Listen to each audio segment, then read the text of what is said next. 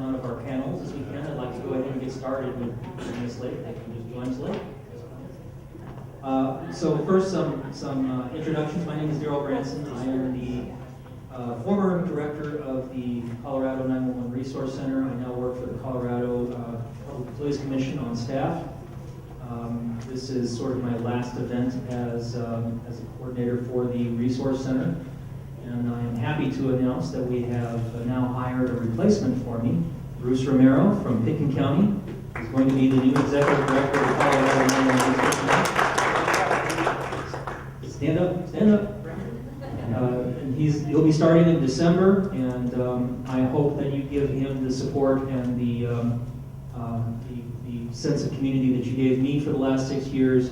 I know that he's going to be terrific in the position. He's got the knowledge and I think the organization skills that will make him very, very successful in this and make the Resource Center a valuable resource to you as 911 professionals.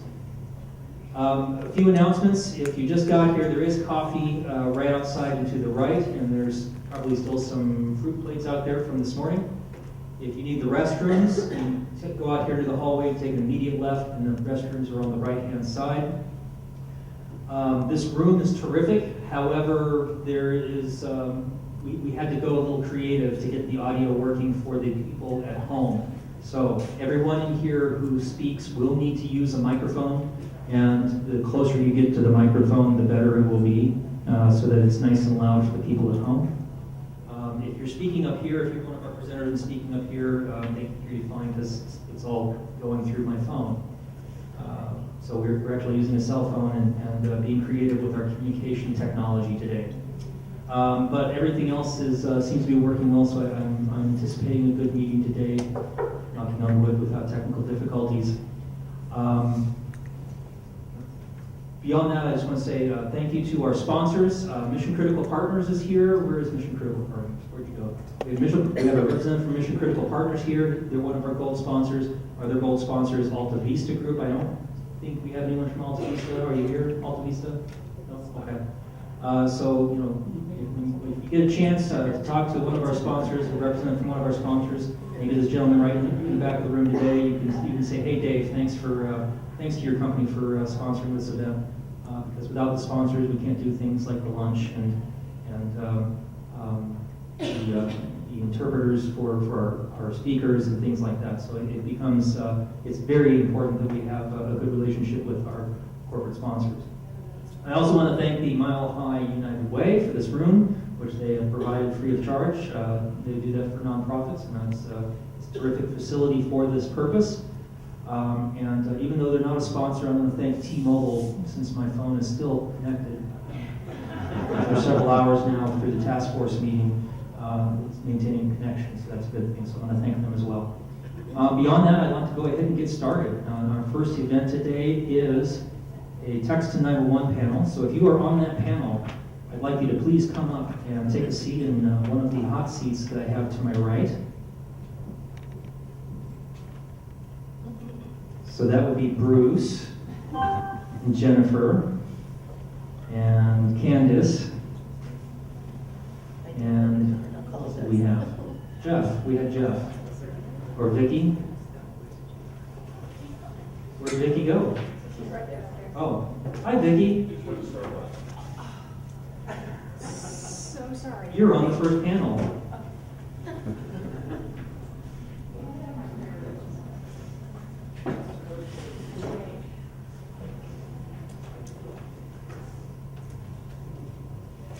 And Jeff, I anticipated you participating in this too, but you can do it from there.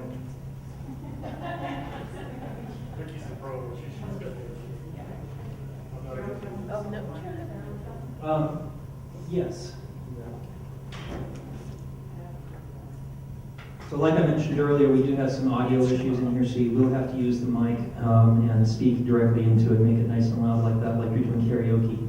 And we'll, hopefully the people at home will be able to hear us.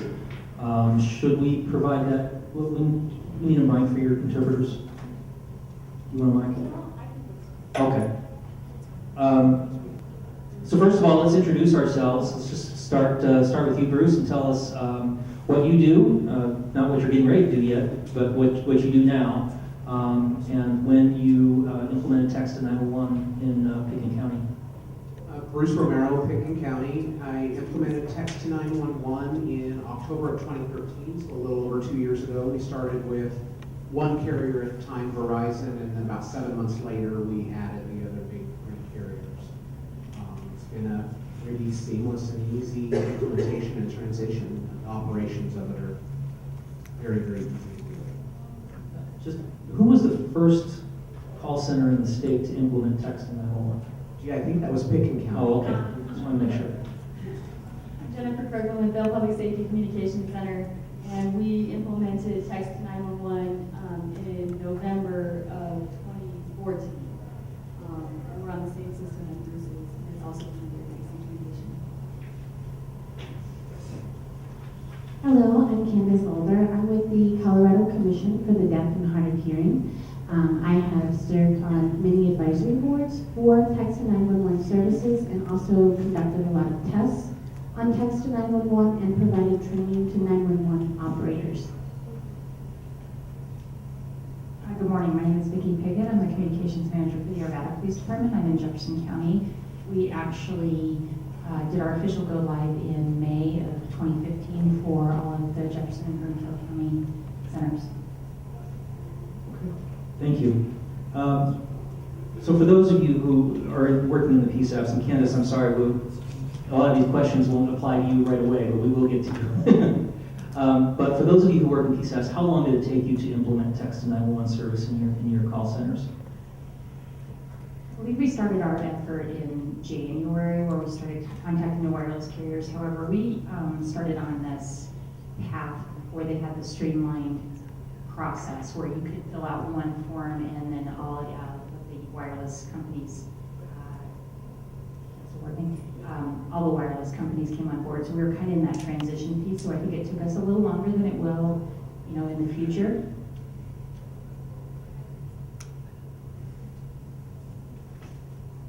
And it took us about 4 to 6 months, and we were in the same boat. We contacted each of the carriers separately. They had a streamlined process. But 4 to 6 months from when we contacted them until we went live, and we went live with the 4 carriers pretty quickly, one after the other. There was not a long waiting period.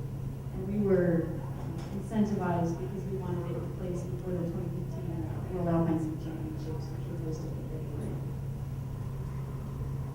Our implementation, I was at the NENA conference, the national conference in June of 2013 when I first heard that this was becoming available to us, but only with Verizon at the time. The deadline hadn't come, but Verizon said, hey, we're ready to go anyway.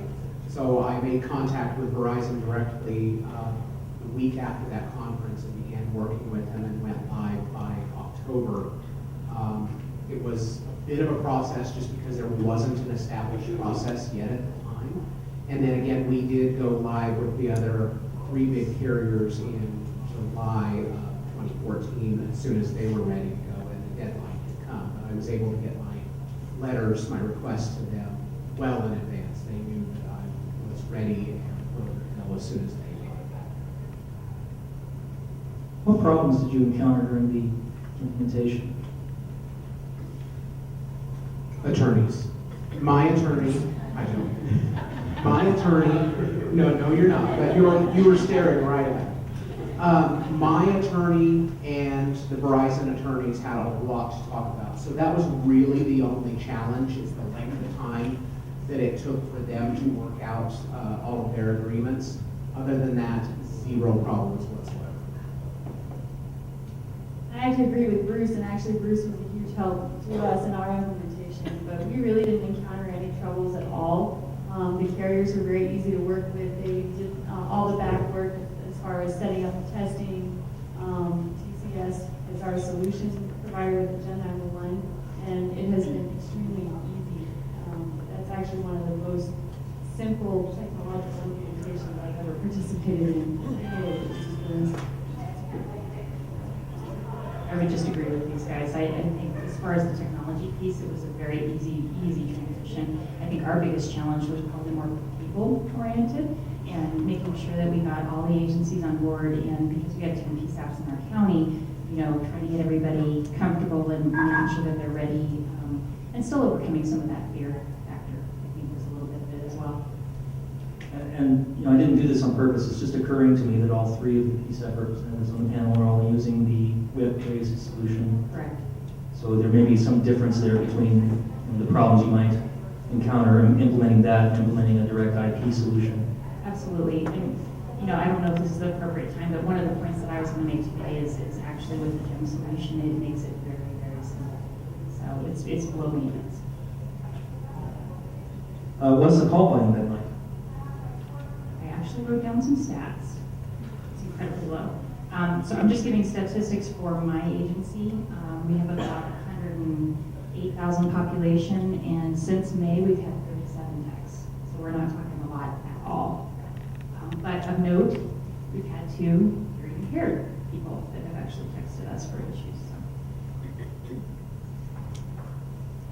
Our call volume also has been extremely low, although we did have one success story where we were able to rescue someone who was ill in the backcountry. They were not able to call, but they were able to send a text, and over a 4-hour rescue operation, which was conducted entirely over text to 911, we were able to get that person out and get help to them. Otherwise, we haven't had a whole lot of call volume. I'd say the majority of our texts, honestly, has been me testing the system to make sure it's still working. The story is the same. For us, we've had a very low call volume. There's been a number of backcountry rescues where the cellular service wasn't great enough to place a phone call, but they were able to get text messages through to us. In fact, very recently we had one of a male up on Triangle Peak in Dickie County that was able to make a phone call to 911, but we weren't able to understand what he had to say. The dispatch, there is one disadvantage to the system that we're on, is we can't implement a text message to someone. It has to be them contacting us first. So the dispatcher took their personal cell phone and sent them a message and said, please send a text to 911. This guy did that, and we were able to get him the help that he needed as soon as he was able to contact 911. Low call volume, and from any PSAP that I've talked to throughout the country, that's been the case. There has not been one that has reported that call volume inhibited their regular operations. In fact, my staff finds that it's very easy to continue the text to 911 call while dealing with other voice calls, no problem whatsoever. We have a fairly large population in the summer of hard of hearing and speech impaired folks. There is the Aspen Camp for the Deaf, which does not have cellular service where it's located. However, they are moving about throughout our community and have used it a few times. We've also had a couple of cases of domestic violence where it was used. The victim did not want the perpetrator to know what was happening, but they were notifying the authorities. So it's been successful there as well. Biggest majority of our calls have been for backcountry rescues. So we've kind of gotten into this already, but you said the majority of your calls have been for backcountry rescues. Have you had callers with accessibility issues? That's why they use text 911. I believe we have had 2 so far that I'm aware of that were accessibility issues that were thrilled that the service was available to them. And one of them was not an emergency, but it was still a good use of the system. You mentioned that you had a couple. Jennifer, how about you? We have not had any, although I think we have a low population in Eagle County for that service need. I don't think I have anything to add. I mean, they were 2 legitimate emergencies with hearing impaired folks. And again, this is just in my own jurisdiction, not in the county. So Candace, I'll got my first question for you finally, so you don't have to feel self-conscious sitting there. So Candace, what we hear is that the majority of the text to 911 calls are not coming from members of the community that need it for accessibility issues. However, how important is it to that community that text to 911 be available for contacting 911? It's very important. one of the major reasons why it's not being highly utilized is because most of us don't even know it exists. And so that's become a real challenge of letting folks know. The other thing is that it's not available everywhere. So it's not reliable in a way because it's not available everywhere. And so that has become really problematic for people who are deaf or hard of hearing. And I will get a little bit further into kind of some of the challenges with the deaf, hard of hearing, and deaf blind population a little bit later, but that's some of the challenges that we're seeing right now. How about other methods of, where'd my question go? How about other technologies that have been used by the community in the past, like TTY or video relay? Why are those not enough to serve those with speech or hearing disabilities? The biggest main reason is because it requires you to be stuck at calling 911, which I'm not home very often. I'm out doing things, I'm out working, I travel for my job, and I'm hard of hearing, and I struggle with the telephone myself. But having mobile technology, having that available to us is very important. Thank you. And you mentioned this a little bit, but can you elaborate a little bit as to why it's a problem if text to 911 is only available in some parts of Colorado and not others? Well, that's a big part of my presentation coming up in Maybe we'll save that then. Absolutely, I will Okay. address that for sure. Okay. Well, let's go back to the PSAPs then. How much what was the cost associated with the implementation of text to 911? Vicki, if you want to start. I don't believe there was any associated cost. There was some soft costs for IT support to make sure that our firewalls were working properly and that we had the access that we needed. But other than that, there was zero cost associated. Since I'm on the same system as Vicki and Bruce, there was no hard cost.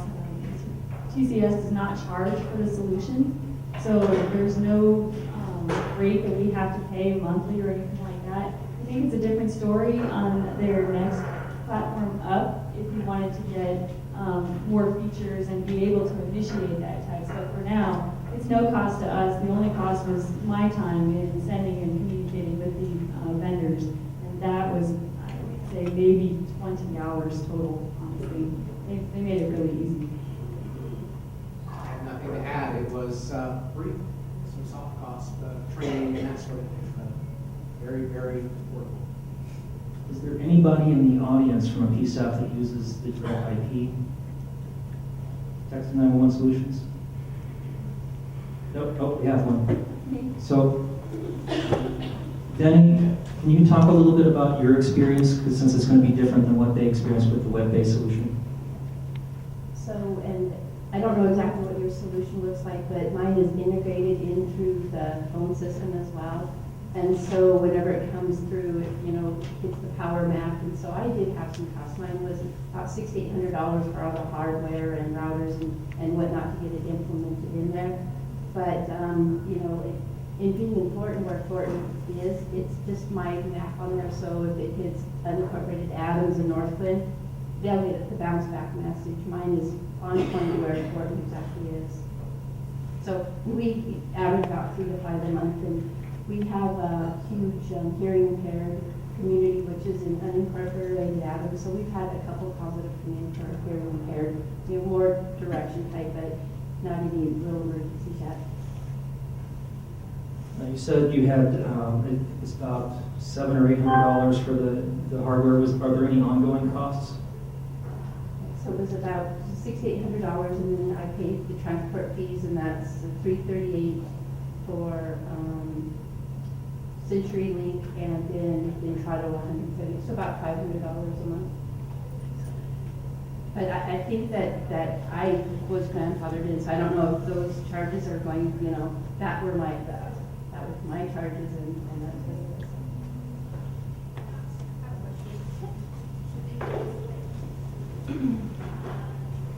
is. So your answer system is Entrada? And then the text to 911 is also a Toronto product? Yes, Okay. both in fact, And it's all IP based now? yes. So you're using fiber? Yeah, we Is use, there an answering system? yeah, we use fiber. Fiber, okay. Thank you. And there's actually another solution that's in use here in Colorado. It's actually kind of the same as the IP solution. But one of the things you can do with text to 911 is you can have them routed to a different PSAP that cell phone calls go to. We actually have 2 PSAPs in Colorado that have partnered with Larimer Emergency Telephone Authority. Larimer is answering their text to 911 calls for them because they're not ready to do it on their own yet. So, Monica, would you like to talk a little bit about that experience with Lita? Yeah, and actually, so thanks to Kimberly's upfront work with the service providers, it was really seamless for us. So essentially what she did was send me 4 test phones for AT&T, Verizon, Sprint, and T-Mobile. And we just did some test calls after the service providers indicated that they had set the routing. And so think about this, routing from Mesa County, Colorado, clear up to Larimer County is how this works for our citizenry. And we get about 3 to 5 calls a month.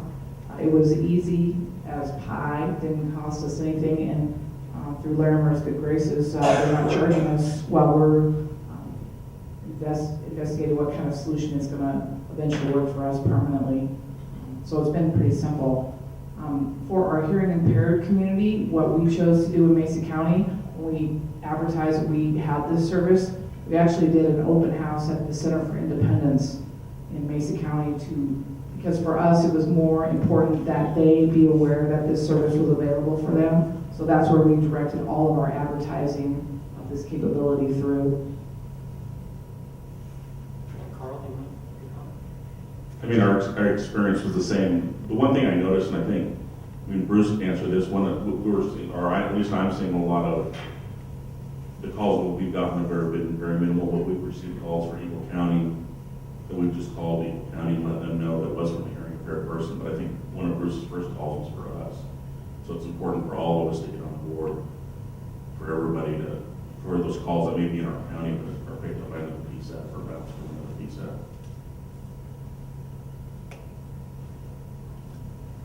Daryl, I just wanted to make sure that all the PSAPs that are not doing text to 911 yet realize that the Lita solution of taking your text calls at the Larimer PSAP is still available. I confirmed with Kimberly Colt this morning, and they are still willing to offer that service to any PSAPs in Colorado that have not implemented a solution yet. So I want to encourage you to consider your own implementation or taking Lita up on their very generous offer to help you with that. Thank you, Bruce. What kind of training did you do for your dispatchers, or was there training required for your dispatchers prior or during or after implementation? There's definitely some training involved, but it's fairly minor. It's a at least our solution is a web browser based solution. I did video, implementing a screen video showing what was going on my screen as I was sending myself texts and answering those and recording my voice with that, sending it to all of the dispatchers and having them go through the training, giving them plenty of time to get back with me with questions and signing our documentation that they fully understood how to use the system. So even the costs for our training were very, very minimal because of the video training that I was able to implement for them. And our training went very smoothly as well.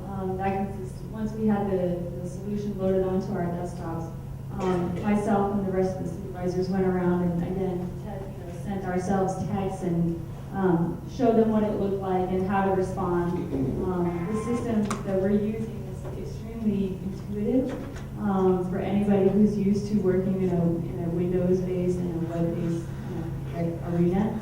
So you can have drop downs for pre-written responses, but it's extremely easy to use. So I think each training session for each person was probably 30 minutes to maybe an hour if they really had questions. But it's not a hard thing to do. It's actually very simple.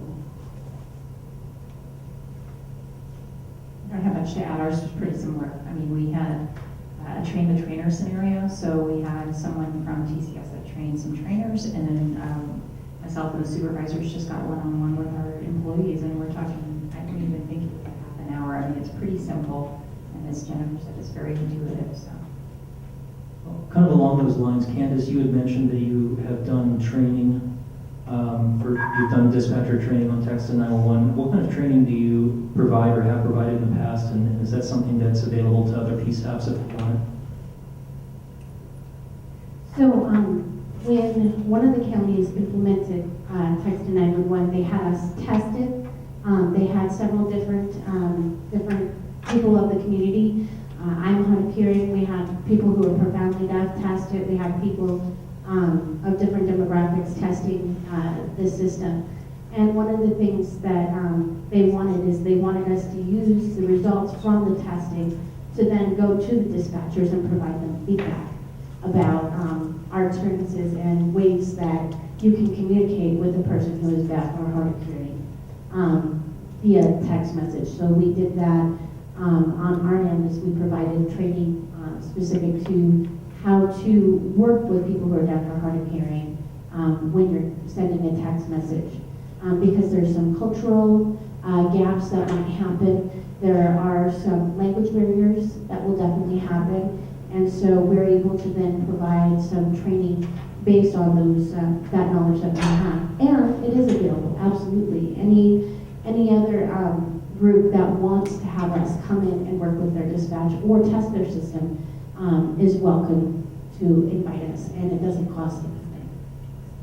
What kind of things did you find through the testing that you then incorporated into training? And you talked a little bit about cultural differences, but can you give us any specifics?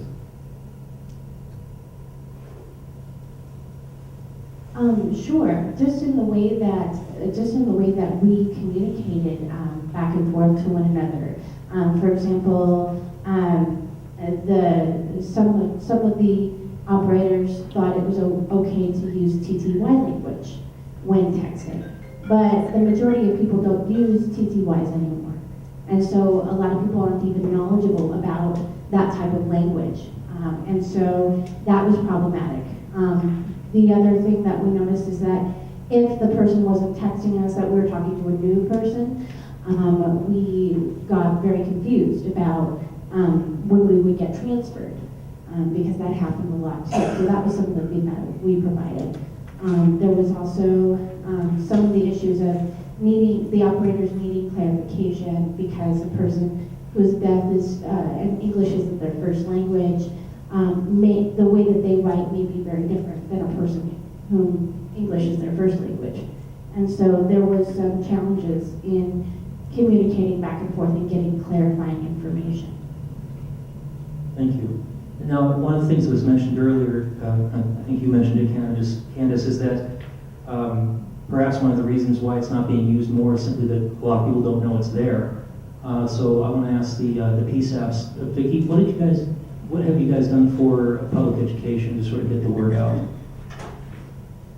Well, we did a press release. We did news stories on all the local stations. I think the challenge that we have here in the metro area is because Jefferson and Greenville County are about, a third or maybe a quarter of the entire Denver metro area. So it is confusing to the users as to when it is, when you connect, when you're in an area that's actually eligible for that.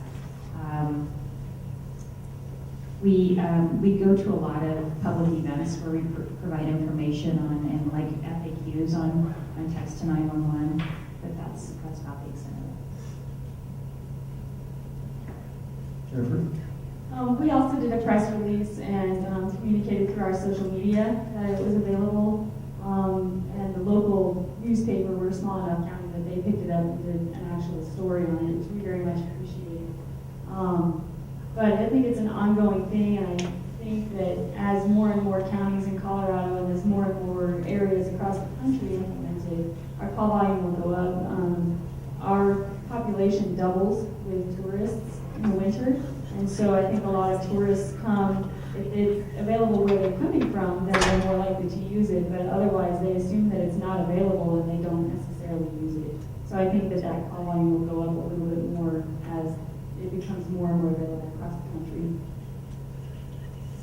We also did a number of press releases and produced a few videos to put out to the public via social media and other means to make sure that people understood that it was available and what to use it for and who it was targeted at. We contacted the hearing impaired community through the Aspen School for the, or Camp for the Deaf to make sure that that community was aware. And we also contacted a Colorado resource for hearing impaired folks, and I can't remember the name of that foundation, but made sure that the word was out to them as well for anybody traveling to our area, since we are such a tourist destination. Make sure that anybody throughout the state that was coming to see us knew about it. We also still strategically place banners in our small towns over Main Street on a regular basis to make sure that our visitors know that it's happening. When we started this process, I tried to talk with CDOT about signage on the highway, and they were very concerned, as they should be, about texting and driving and signs on the highway. So that did not happen as I would have hoped, but it was, so we went with banners throughout the towns instead.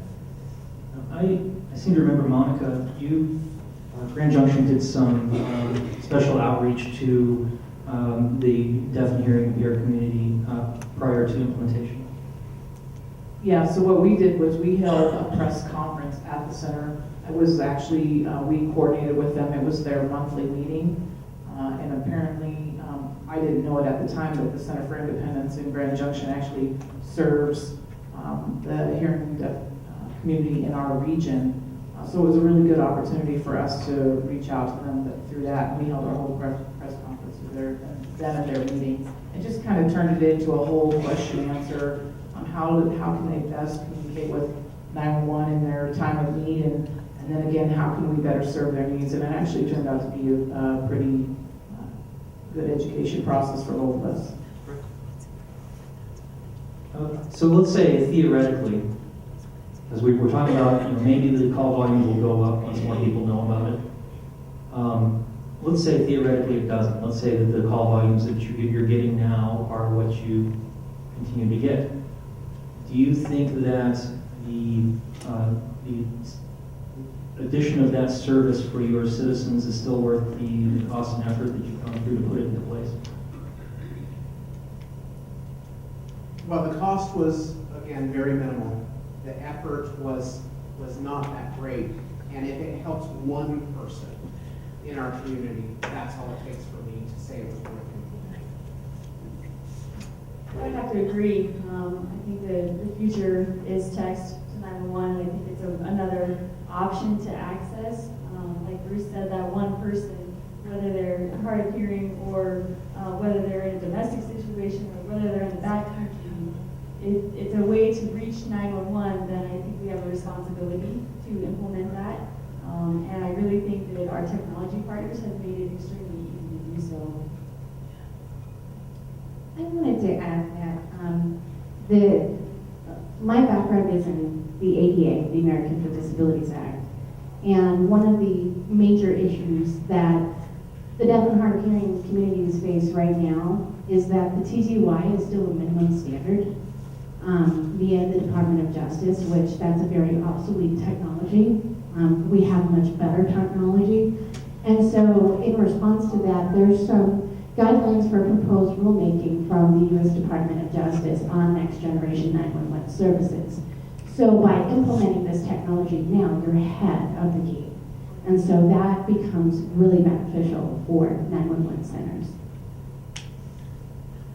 So I just want to echo what everyone else has said. And I can tell you that we've only been live officially for 6 months.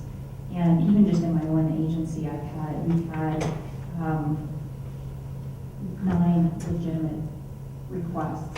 Now, a couple of them would have been fine as a phone call, but there were a couple of them where they were either hearing impaired or they were in a position where they did not feel comfortable doing anything other than texting because of they're in a dangerous situation. So I would echo what these guys said. It just takes one person that needs it to make it worthwhile.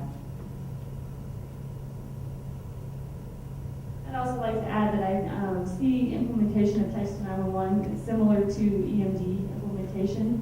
The public expects us to have it, and if you look at surveys that people have done, whether formal or on the streets, the public expects us to already have that and are surprised when they find out that we don't. So just based on public expectation, I think that we have a responsibility to implement and maintain access to text to 911.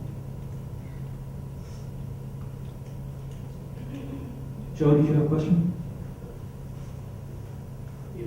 I actually had two questions. The first is, I understand within Prado, they get MMS texts to 911, and if there's a photo attached, they send a link, and I'm wondering if that works with the TCS system. The other question is, since we have a lot of international visitors to our resort communities, how do you deal with foreign language text messages?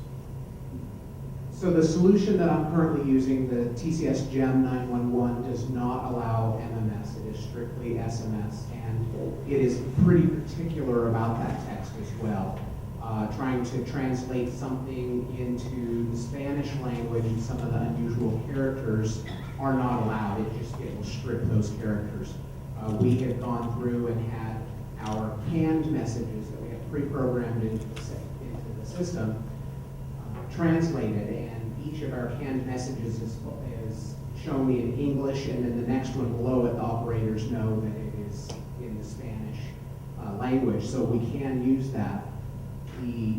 My understanding from talking with the translation services, so far they're not quite ready to help us with this. They are working on that, and that has been a while since I spoke with them. However, our language translation service knows that I'm very interested in implementing that as soon as they're ready, so I feel sure that they're working on it, and they are going to contact me soon to let me know that that's happening. But we have been using Google Translate, which is not perfect, but it is better than no service whatsoever to help that community. And we have used it a few times, and actually the person that called in told the officer that arrived on scene that they were shocked at how well we did in speaking with them via text in Spanish. Our experience is in the same Google Translate, and we're also working with our Immigrant Advisory Council in New County to work on some translation of common phrases so that we can use them. Getting it back, we have to send it to Google Translate, which I would reiterate is not a perfect solution, but until we have something better, that's what we're using. The other thing, we could touch on, and I think we could probably touch on this a little bit later, but the messaging that we put out in our public education and is call if you can, text if you can't, which is the NENA standard for public education as well.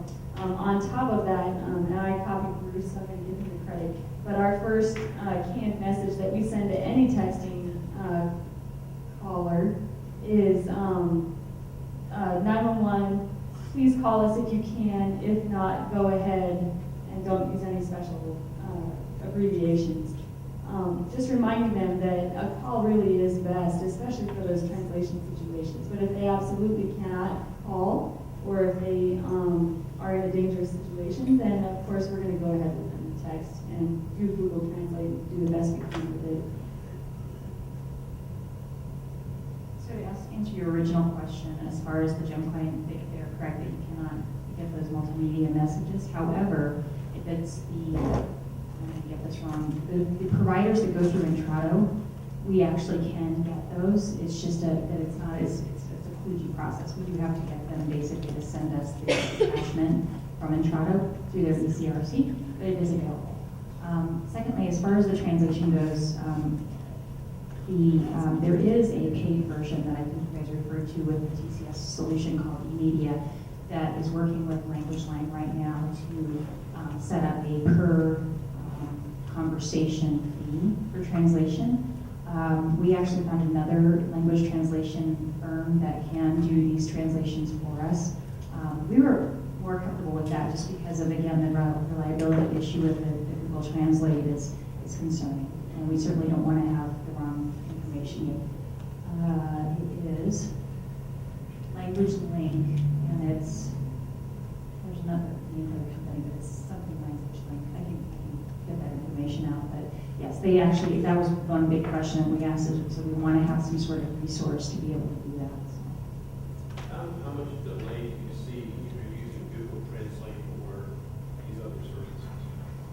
want to repeat this question for the people at home. How much delay is there, let me see if I'm getting this right, how much delay is there when using Google Translate or the other services? From an experience perspective, we haven't had to do that, so you guys may. We haven't had any live calls, but in testing, it's minimal. We have the Google Translate set up on the same desktop, so it's a cut and paste situation, and then backwards. The other way. Yeah, that's exactly how we do it. It's cut and paste in both directions. So it's 2 seconds to paste it over there, get the translation, and 2 seconds to get it back. Great. Thanks, guys. Does anybody have any questions? Jeff? Good, this is what I wanted. Some interaction here. So I want to put Vicki on the spot a little bit. Bruce had mentioned not having the ability to originate an outgoing message. We have a couple of tools at our disposal in our service area, the Smart 911 and of course our emergency notification system that if folks register in the what we call citizen notification enrollment portal, they can receive text messages when notification goes out. So if you could speak a little bit to how those work. So thanks for reminding me. I was actually thinking that earlier is that we have, in Jefferson and Broomfield County, we have a solution called Smart 911, and one of the cool features that it has is that we can initiate a text with anyone.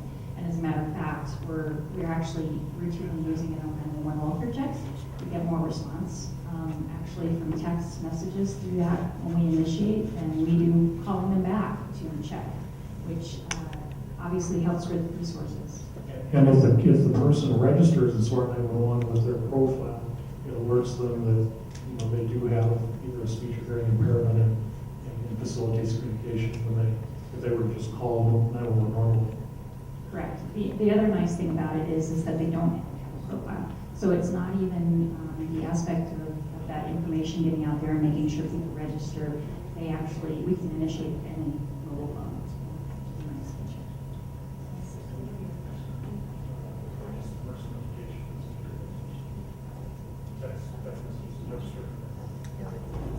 So yes, we do have, that's another feature that our emergency notification, I think a lot of them have this now, where if you can register your phone, that you can actually get a text or email address, so that you get that message regardless of whether or not you can get the voice. And Ms. Candace is where you might be able to help us in trying to get the message out, because we need to identify how, particularly for the hearing and speech impaired community, are there publications that we can advertise in? Where can we get this message out to the community better than we do now about all three of these systems for us, Text 911, Smart 911, and the citizen notification enrollment for our notification system? There's a lot of ways that you can reach out to the deaf and hard of hearing community. One of them is through video. And if you have somebody actually signing in the video, and the video is captioned and has all of the assistive technologies connected with it, that can make it a lot more user-friendly. And I'm going to mention this in my presentation, but I'll mention it now, that right now, there is some awareness that Text 911 exists, but there's some fear of using it because of the fact that time is precious when you're in an emergency, and because it's not utilized everywhere, it's just become this thing of, am I going to waste precious time that I need sending a text message when, I need to find a different way to communicate. So that's been kind of another big challenge with it. But getting the word out, we have a lot of resources at the commission to help kind of connect with the deaf and hard of hearing and deafblind communities. So would be happy to work with any of the counties in getting the word out and telling you exactly where, maybe even in your general area, where you need to contact. So the FCC also has some videos on their YouTube channel. Both have sign language interpretation and closed captioning about Text 911 usage. You might want to look at those and see if they would be appropriate for your in your community and trying to get information out. You can post it on your city or your county webpage or on the 911 Authority webpage. I think we had a question over here, and then I'm going to go back there. Did anyone on the panel compare when you were looking at TCS? Did you have Entrado? And was there a study of why you wouldn't go with Entrado as compared to TCS? Or anybody on Entrado that went with Entrado, did you compare why you wouldn't go to TCS? Well, we have the competitor's phone system, so it wasn't an option. I mean, we weren't going to upgrade our phone system just because of that one functionality. That's available in the newer version that we will eventually upgrade to, but we did not want to wait until we were doing that to go live with texting. So, and it was a pretty simple solution for us. Okay, we have a couple of questions here. The first one is, do you know if smartphones have TTY capabilities? Candace, do you know if there are companies out there working on TTY for smartphones or for cell phones? There was a pilot test done by a couple of companies, in particular Hamilton had done some testing of TTY via phone apps, and we just have better technology than TTY, so we really just haven't seen a whole lot of TTY capability on smartphones. Is it essentially a reluctance to try to make a smartphone do something that is using outdated technology? Why make it do TTY if you can use SMS instead? Let me give an example for a minute. I actually use video phone technology, and I use a service called VCO, which means voice carryover. So that means that I can use my own voice because I can speak for myself. But as a backup, when I can't hear very well on the phone, I have an interpreter that I watch. And that has been just a lifesaver. We're seeing that more happening in mobile technology, where we're seeing that availability of interpreting services via cell phone technology. It's not perfect, but we're seeing that increase. There are captioning functions that are just much more accurate for people who English is their first language. So there's just a lot of technology now that's kind of just taken over and has really superseded what TTY technology used to be. And Cheryl wants to know if you can talk about video calling gives home address, not actual location.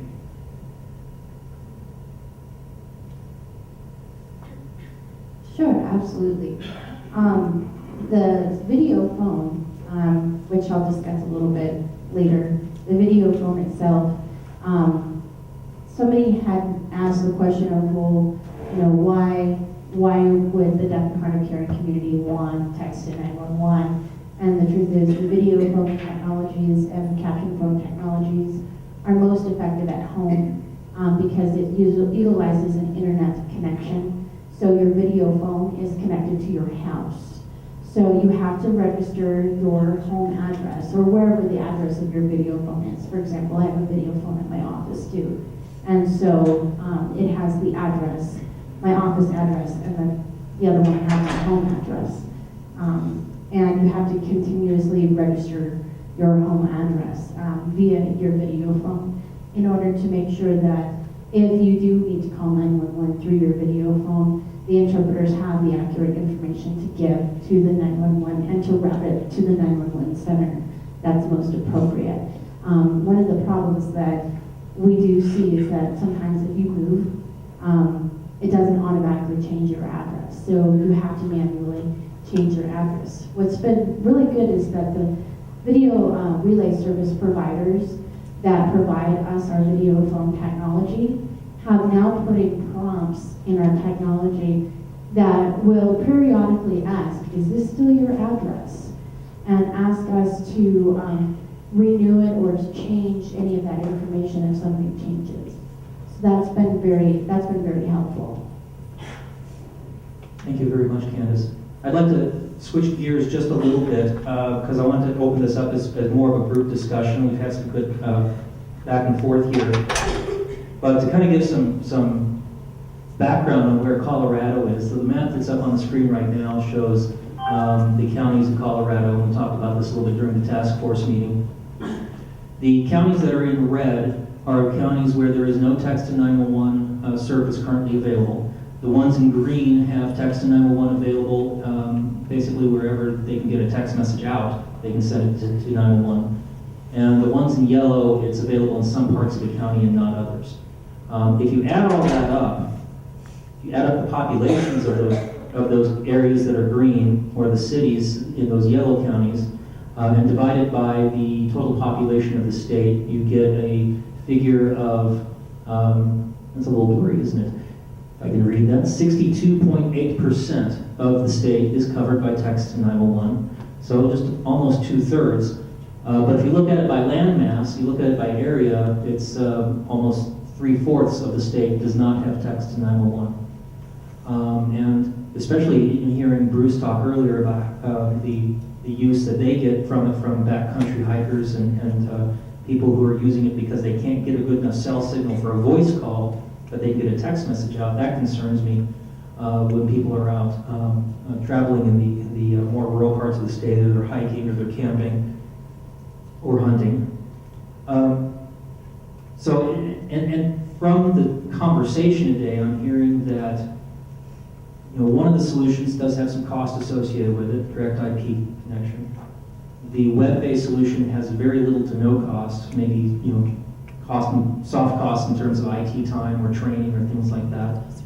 And in addition to that, there is a 911 authority in Colorado that has a standing offer to host text 911 for anybody who wants it. So I'd like to open it up to the room for those of you in the 911 authorities. What can we do to help sort of push this along? I mean, if there's little cost and little effort involved, what are some of the reasons why PSAPs might not have implemented text to 911 yet through any of these methods? And one comment, just so everybody understands, the GEM solution that we're implementing just requires public internet access. So you're going to give some IP, whatever's public-facing IP addresses your agency uses, your static IPs, so that they'll be able to be VPN connections that are secure, but it doesn't require anything other than an internet connection to operate. Also, if it gets somebody, you might want to speak about some of the transfer issues if there are issues with regard to transfer.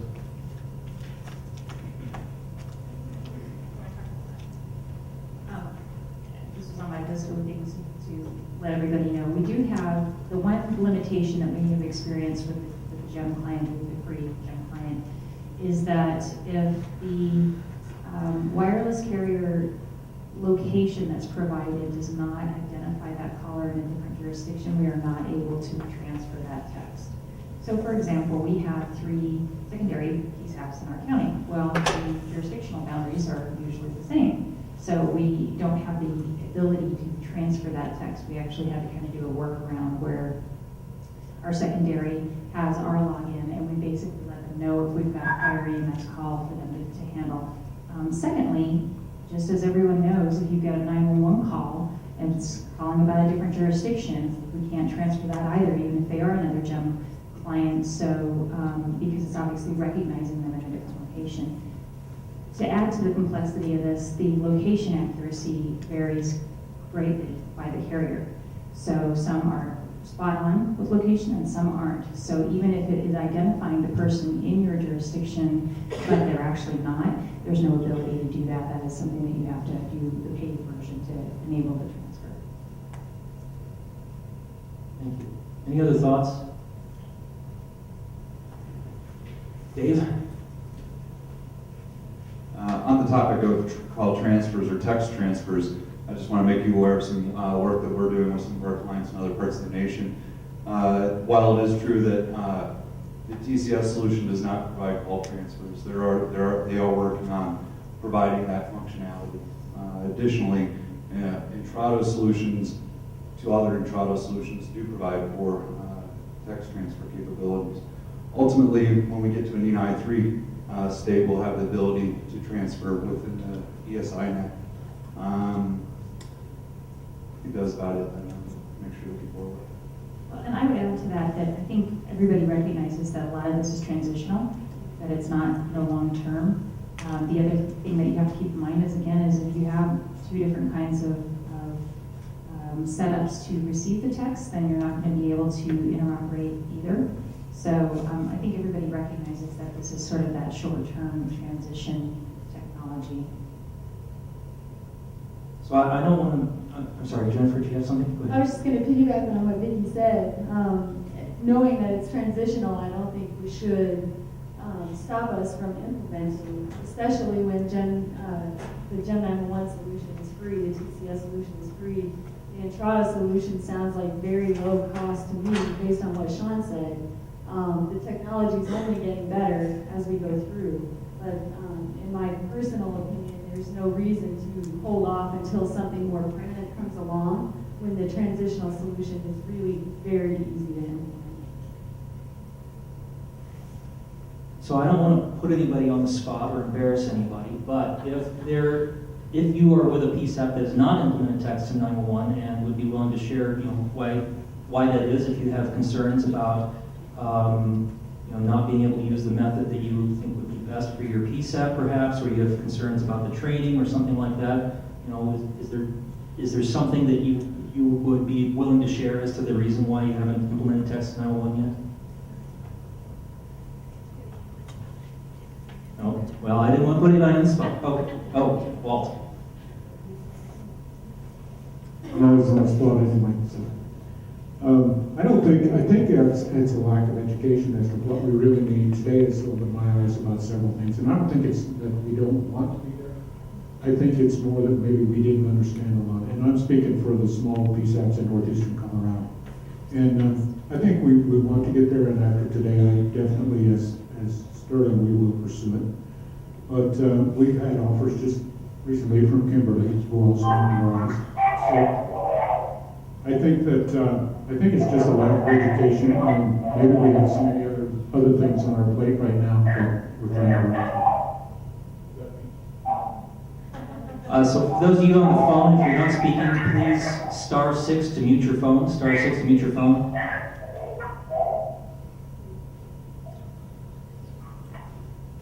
For Martin County, I'd just like to piggyback on with Walt. I think it is maybe a little bit of lack of education. We're moving forward, hopefully to first quarter of next year to be implementing text to 911. I think time for our agency is probably the biggest reason we've been less than half staff at some point. So there's not time to get anything done other than to answer the calls and go home and sleep and hurry up and come back and do it again. I did have one question for the panel or for Sean, is I want to know how you're implementing those texts into a CAD report. How do you get those into your CAD for those reports or for the officer's report? We are simply building the call as if we were speaking with the person on the phone. It's just a matter of building it as if it were any other call for service. We're not doing anything special with that. I would echo that, Bruce. We don't cut and paste into our CAD, but we build the call just like we were call taking. And if I'm not mistaken, I'm pretty sure that we did that because TCS said that you could get a transcript back if you really needed it for documentation purposes. And I would like to offer, of course, that if any PSAP is interested in implementing and has further questions or needs copies of policy procedures or wants to be walked through it, I am more than happy to assist with that in any way possible. So, I mean, we do the exact same thing, and partly because, again, just as on a phone call, you're not going to give verbatim the information in CAD that you're hearing on a phone call, just the same thing as when you receive a text. You're going to be paraphrasing and getting the information in the proper order and how you want to have that passed on. And I don't know if this is an appropriate time, but one thing I did want to bring up that I think is important for those folks that are considering this is to make sure, obviously there's, as Jennifer said, you don't have to recreate the wheel. There's a lot of policies out there, but make sure that you have a policy in place for what we like to call pocket text, because that is something that we've definitely been encountering, is that there are not legitimate texts, just like you get non-legitimate 911 calls. How is your agency going to handle that, and are you going to handle that any differently? So just make sure to be prepared for that, because it will happen. Those of you on the phone, please mute your phone by pressing *6. We're getting a lot of echo in here. Thank you.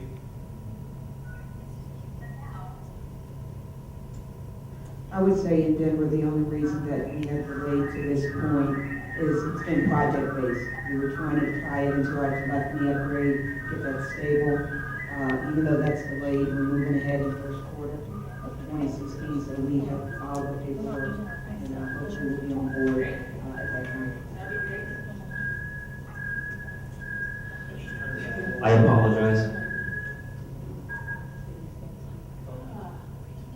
Maybe that was them leaving. Okay, for the rest of you, please *6 your phone, make sure it's on mute. Okay. Joe? Just wondering, for those who haven't implemented yet, would it be helpful if at one of the task force meetings on the agenda, we brought in representatives of TCS and Trado and brought in Kimberly to talk about what she's doing and kind of had a workshop on what you can do and how to go through it to get it implemented. I would recommend that one of the tasks the new Resource Center Executive Director undertake is to be the evangelist and do outreach to these folks that have not yet, to make sure they do have the information and see if you can provide whatever information they need and help them along the way. And we certainly, those of us who've had experience, are certainly willing to contribute to that effort. I think as a resource center board member, I can urge that. Me too. So I haven't heard any of the panel address yet, the administrative side, maintaining the system, adding, deleting users, finding calls, if you have to go back and find calls. For the TCS piece of it that we're using, it's been very simple. I'm not sure about the Trello solution.